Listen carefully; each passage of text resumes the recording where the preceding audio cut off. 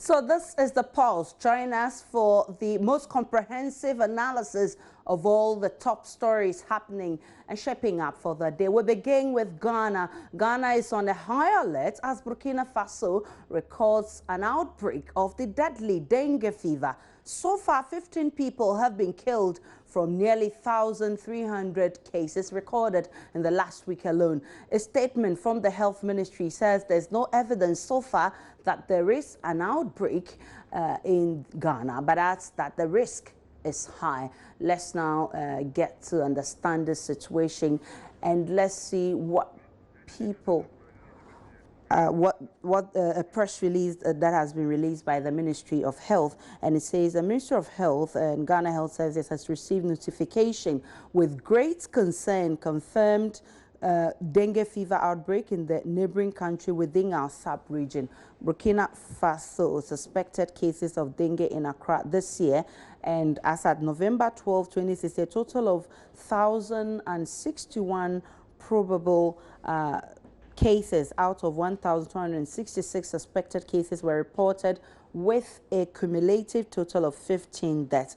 All cases have been reported from all 12 districts of Ouagadougou. In addition, 2 other regions have reported cases, Sahel region in the north, and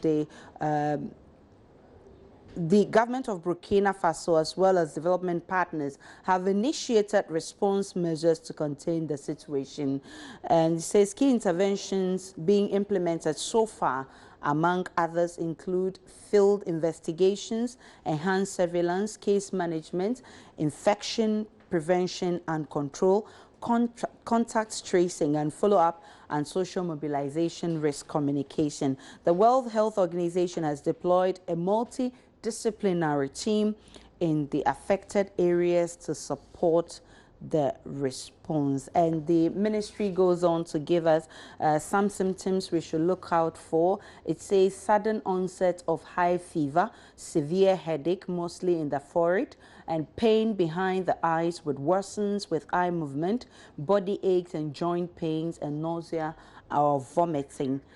And then it says treatment is to mostly supportive care with rehydration and symptomatic treatment, which improves survival. I will be trying to speak with the public relations officer at the Ministry of Health as soon as we get him to get some updates on this outbreak. Let's now do some election stories, and the Supreme Court has dismissed a suit filed by DPP flag bearer Thomas Nwaku Ward-Brewell, seeking that the court orders the EC to postpone this year's polls from December 7. Mr. Ward-Brewell, in his suit, had argued that he wasn't in the country when the court offered all disqualified nominees a lifeline to correct mistakes on their nomination form.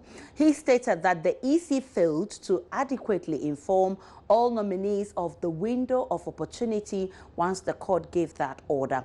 A postponement of the polls, he stated, would offer nominees who were earlier disqualified an opportunity to effectively campaign. Now, the court, in its ruling read by Justice of the Supreme Court, Sophia Adinura, described the suit as lacking merit in both form and substance. Now, a cost of 3,000 cedis awarded in favor of the EC against the DPP flag bearer. And the disqualified nominee, speaking to the press after the judgment, says he has no intention of filing for a review.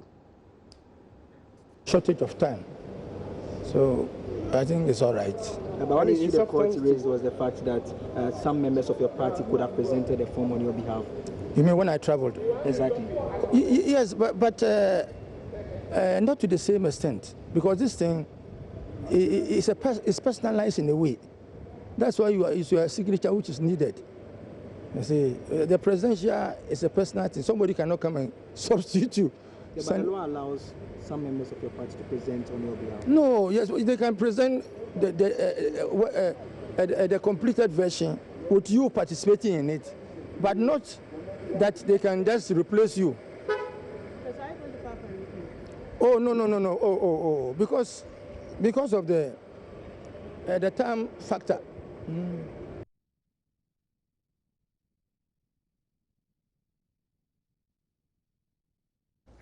A senior lecturer at the Political Science Department of the University of Ghana is predicting a win for the biggest opposition party in next month's general elections. Dr. Isaac Owusu-Mensah presenting findings of a research undertaken by the Political Science Department of Ghana's premier university said if the New Patriotic Party manages to win 2 swing areas in the December polls, they would stand a better chance of winning the elections. So we'll be getting the soundbite a bit later on in this bulletin, but let's do other election-related stories. The National Peace Council says it is alarmed by the practice and the conduct of some teachers in the Ashanti region. Well, let's bring you the details shortly after this break on the polls.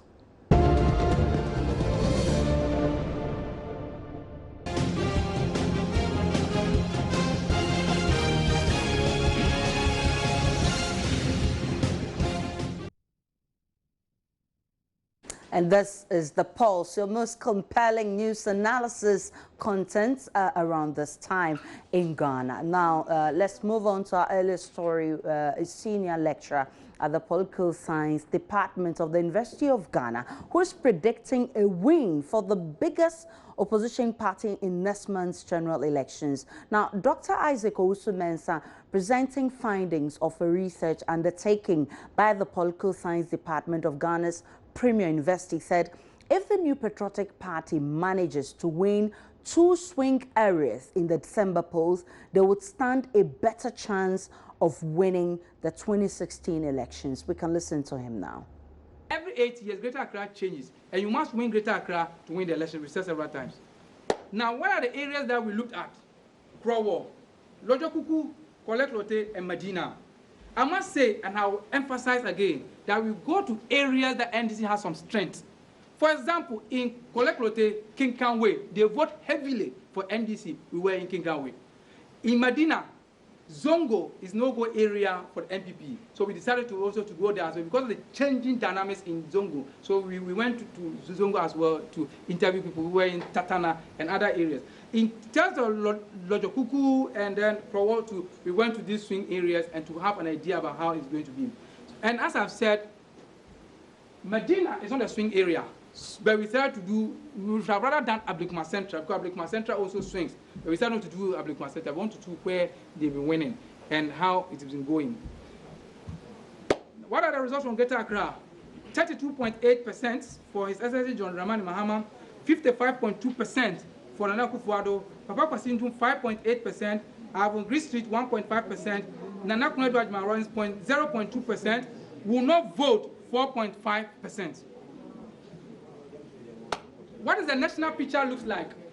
The national picture shows that from what we have gathered, shows that the president from the area that we visited, 39.6%, NPP Nana Akufo-Addo 49.4%, Papa Kwasi Nkrumah 5%, Avon Green Street 1.7%, Nana Akufo-Addo 0.2%, will not vote 3%, no response 0.9%, and Edward Mahama 5%.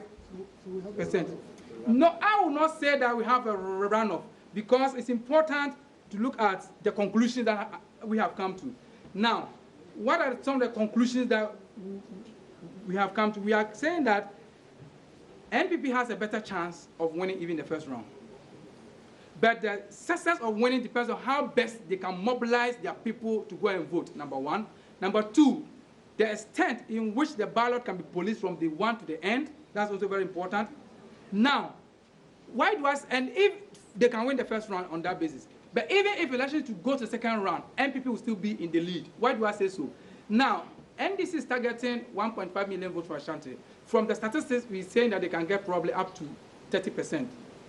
Now, in the Ashanti, their strength is in Aswansi, New Edubiase, and Ejura. NPP has done so much work in Aswansi and New Edubiase. Consequently, they've diffused the weight of the NDC in these particular areas as well. If you go to the northern region, I'm talking about northern region, I say, if you go to Upper West, NPP is doing very well in Lambusie, Wa East, Sisala East. These areas, NPP is doing very well. It means that the regional tally of NDC in the upper west region is likely to come down. NPP is also likely to go up a bit. If you go to the northern voter, NPP is also doing very well in the northern voter. Therefore, they can reduce the strength of NPP in the northern voter as well. Now, one of the very important areas that I have not mentioned so far is the eastern region. The eastern region, NPP has been winning the eastern region. Now, the extent in which they can mobilize their people in the eastern region is also very important in determining how the election is going to be at the end of the day. As I've said, these are responses we got from Ghanaians.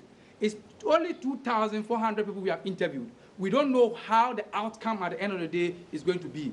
But we are still learning and understanding new issues and new dynamics that will come out. But based on the research that we have done, this is the finding of the research that we have done. Very interesting revelations by a senior research fellow at the University of Ghana, Dr. Isaac Owusu. We'll be trying to get him, but he reveals and predicts a lot of stuff that he thinks will be happening based on the research will be happening in the 2016 elections. And he's talking of a win for the NPP if only they can win 2 swing areas.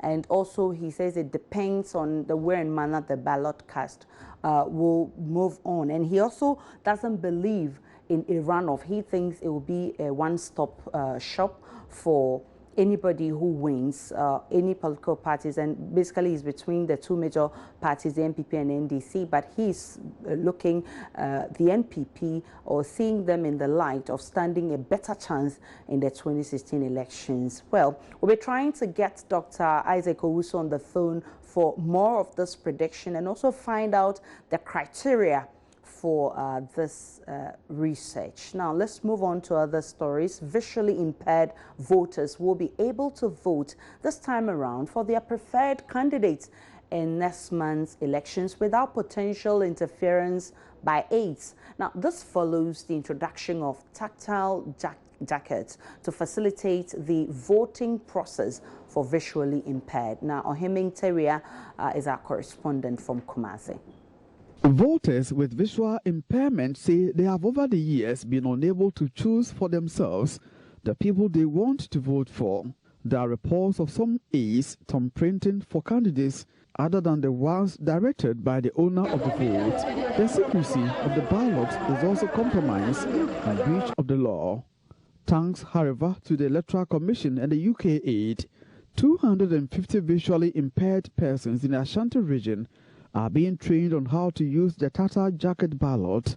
They, in turn, will train others on the devices. Some visually impaired persons who attended the training described as an improvement in the country's election management. We were introduced to the Tata voting jacket. This jacket means there are some dots on your left side and there are some holes. So if you trace on your left side and the person you want to vote for, he is in the number 2 or 3 position, your left thumb will guide you and you thumbprint it against it directly so that you will not miss the person whom you want to vote for. So it is giving us a direct voting without spoiling even the ballot paper. Whenever I was going to vote, I had to go with a guide to vote for me or to help me vote. And mostly the guide was voting, because I had the fear that I could vote, the vote could go to 2 people, which will make my voting a spoiled one. People may appear to be very kind, be in the same party with you. However, they may vote for you and may vote for their own.